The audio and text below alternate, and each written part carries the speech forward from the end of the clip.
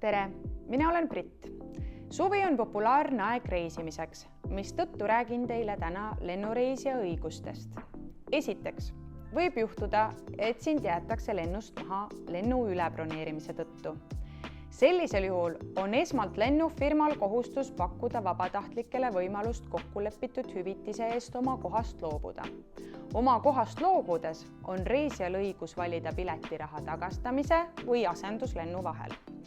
Kui sind jäetakse vastu tahtmist lennust maha, on sul õigus saada hüvitist 250 kuni 600 eurot, samuti hoolitsust söögi ja joogi näol. Teiseks, võib ette tulla, et lend tühistatakse. Ka sellises olukorras on reisijal õigus valida piletihinna tagastamise ja asenduslennu vahel ning taotleda hüvitist. Kui asenduslend toob kaasa enam kui 2-tunnise ootamise, peab lennuvedaja pakkuma ka hoolitsust, näiteks sööki, vajadusel majutust ja transporti. Kolmandaks, tasub teada, mis saab siis, kui lend hilineb. Olenevalt lennu pikkusest on sul õigus alates 2-tunnisest hilinemisest saada hoolitsust. Kui lend hilineb üle 5 tunni, on sul õigus saada piletiraha tagasi. Kui hilinemisega kaasneb ööbimisvajadus, peab lennufirma reisijatele tagama hotellimajutuse, transpordi lennujaamast hotelli ja tagasi.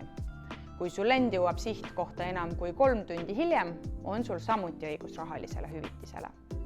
Pane tähele, et kui lennu hilinemise või tühistamise põhjustasid erakorralised asjaolud või sellest anti piisavalt ette teada, ei pea lennuvedaja hüvitist maksma. Probleemide tekkimisel võta kindlasti esmalt ühendust lennuvedajaga.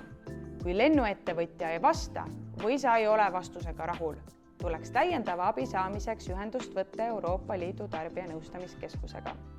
ICC.net, tasuta nõu ja abi Euroopa tarbijale.